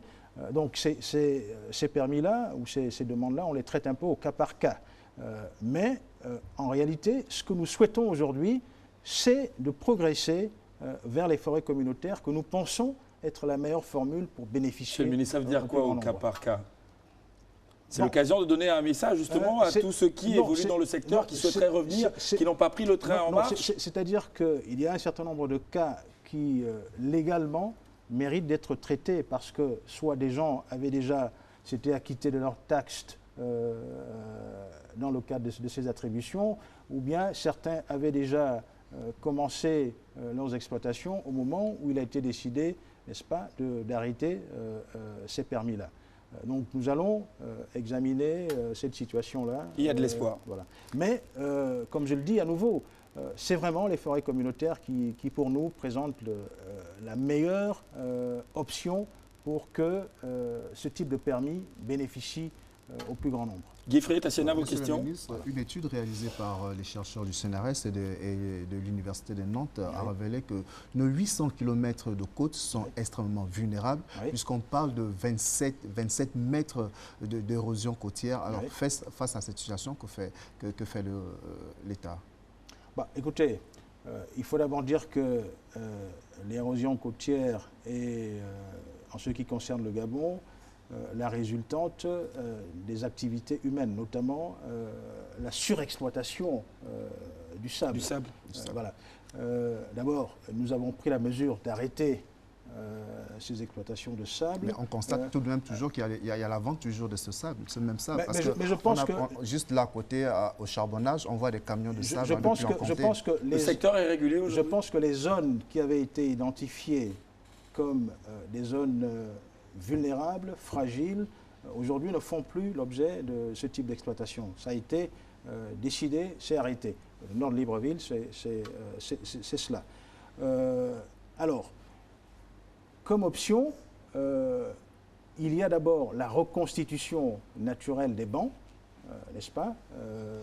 Et après, il y a, en cas de nécessité, l'érection de digues ou de structures qui permettent de freiner l'érosion.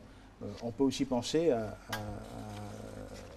au plantage, n'est-ce pas, d'arbres qui constituent des barrières naturelles à l'érosion. Il faut se dire que tout cela a un coût, bien sûr. Mais ce sont des solutions que nous étudions avec beaucoup d'attention. Mais il faut aussi dire que la situation, parce que vous allez peut-être me poser la question sur l'extraction de sable au niveau de la marina. Mais j'allais plutôt vous poser l'impact de l'industrialisation, parce que vous avez omis de citer par exemple la forte activité industrielle qui a lieu sur le long de la côte, notamment quand on regarde du côté d'Ovendo, qui aujourd'hui est en train de vraiment perdre les plages qu'il y avait dans le temps. Venons-en à la question, Guy Frey, s'il vous plaît. Ce qui a pour répercussion au niveau de l'île Mondi, on parle vraiment d'une disparition de l'île Mondi d'ici 2050. L'étude a été faite. Alors, je savais que vous allez en venir. Pour vous parler de ce type d'études, hein, vous savez, aujourd'hui, il y a un débat sur le climat entre ceux qui estiment que le réchauffement climatique est une illusion, ça n'existe pas. Il y a une ligne d'arguments dans ce sens-là. Il y a plusieurs courants. Et puis le panel, n'est-ce pas, le panel intergouvernemental sur le changement climatique, qui est un groupe sérieux qui dit non, arrêtez de penser ainsi, le réchauffement climatique est là, on en voit la preuve tous les jours. Donc, sur le cas de l'île Mangy, les études, les évaluations du ministère nous font penser que la situation n'est pas celle qui est décrite où on nous annonce la disparition de l'île Mangy. Simplement parce que en étudiant la reconstitution, la possibilité de reconstitution des bancs, on voit bien que le phénomène va suivre son cours normalement et l'île de Mangy ne disparaîtra pas. Maintenant, le problème que vous posez sur l'industrialisation, vous savez que tout grand projet est assorti d'une étude d'impact environnemental. Si cette étude-là n'est pas concluante et ne va pas dans le sens de la réalisation, on le dit. Voilà, donc c'est le cas de la marina, c'est le cas d'autres projets de cette nature-là. En évoquant la marina, Monsieur le Ministre, comment allier préservation de l'environnement et développement? On voit là justement que, en ce qui concerne le projet de la marina par exemple, c'est la face de Libreville qui est défigurée, les plages qui sont détruites. Il y a de l'autre côté le développement des infrastructures que l'on attend toujours. Comment allier les deux? Est-ce que votre ministère est souvent impliqué dans ce type de projet? Mais absolument. En République gabonaise, un projet de cette nature ne peut se faire sans une étude d'impact environnemental. Et que dit l'étude, Monsieur le Ministre? L'étude doit permettre de dire si la réalisation du projet n'aura pas des impacts préjudiciables sur l'environnement pour le futur. Et si l'étude n'arrive pas à cette conclusion, donc on peut penser que le projet peut se réaliser. Alors l'étude peut aussi dire qu'il est possible de gérer, n'est-ce pas, les impacts environnementaux mineurs qui sont inhérents à tout type de projet. Mais le plus important, c'est de savoir qu'aujourd'hui, en République gabonaise, la problématique environnementale, la problématique du développement durable est à la base de tout ce qu'on essaye de réaliser, de tout ce que le gouvernement réalise en termes d'infrastructures. Et donc il n'y a pas de crainte en ce qui concerne le projet de la marina? Vous savez, le 100% sans risque n'existe pas. Voilà. Mais les études d'impact nous amènent à penser qu'on a réfléchi sur les plus gros risques qui peuvent survenir. Et lorsque la conclusion est qu'il n'y a pas de gros risques en tant que tel, eh bien, on réalise le projet. Monsieur le ministre, vous semblez beaucoup plus vous accorder sur les études menées par le gouvernement. Est-ce que ça veut dire que tout ce qui peut venir des ONG, des institutions qui militent pour l'environnement n'est pas forcément en accord avec votre politique, dans la mesure où les résultats ne sont pas les mêmes? Il n'en saurait être le cas. Je vais vous dire, dès ma prise de fonction, la première chose que j'ai faite, c'est de me retrouver avec les ONG pour leur dire une chose. Nous sommes partenaires. La porte du ministère vous est ouverte. Vous avez des préoccupations, venez les exprimer. Et c'est dans cet esprit-là que je m'attends de travailler avec les ONG. C'est des excellents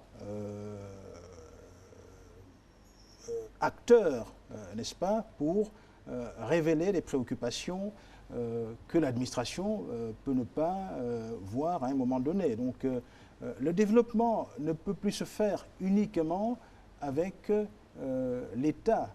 Le développement, c'est la concertation entre l'État, les ONG, la société civile, le secteur privé, les partenaires au développement. C'est cela.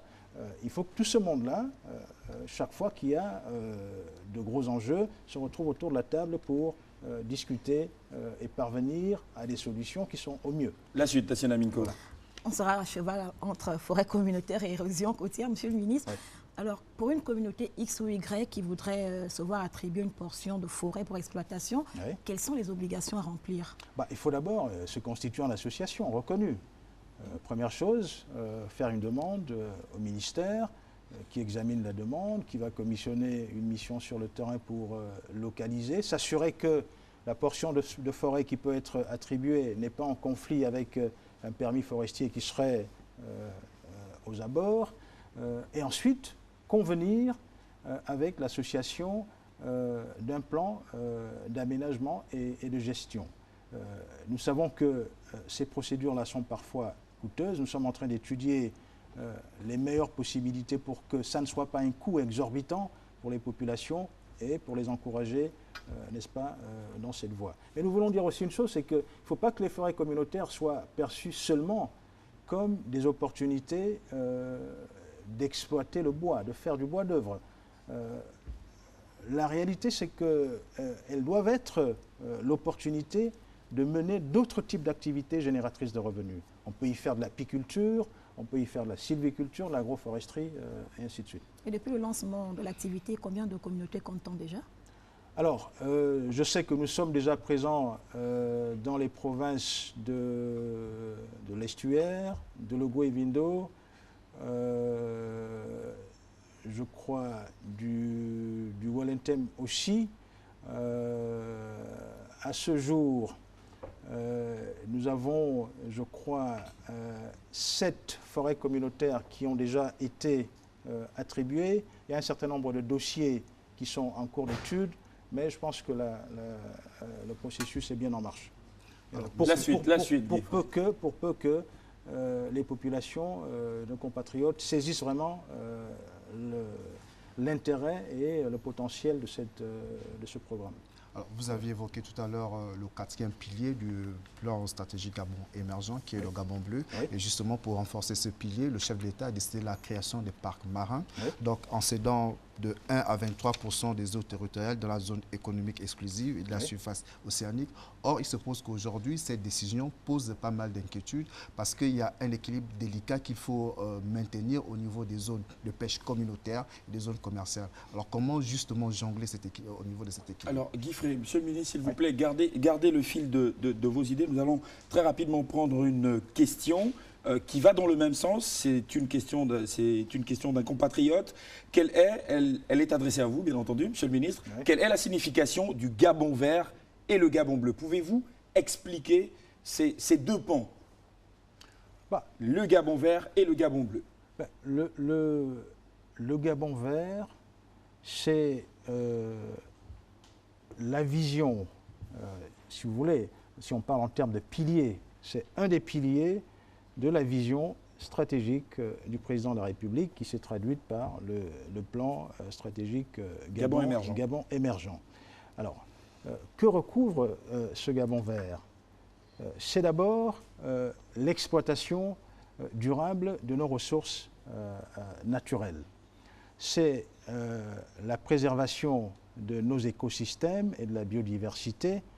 C'est la création d'une économie autour de ces ressources, essentiellement de la forêt, n'est-ce pas, et une économie autour des possibilités qu'offre aujourd'hui l'environnement et le développement durable. Et le Gabon bleu? Voilà. Le Gabon bleu, c'est la même logique appliquée, n'est-ce pas, à la mer, à nos rivières et à notre patrimoine hydrique, on va dire.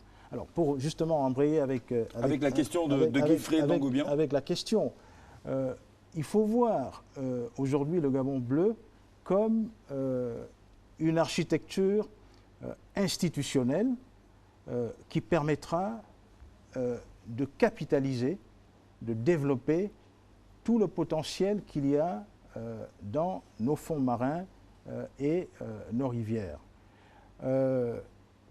Cette vision passe par deux choses majeures. Il y a d'abord l'extension de notre plateau continental pour accroître, n'est-ce pas, le territoire gabonais.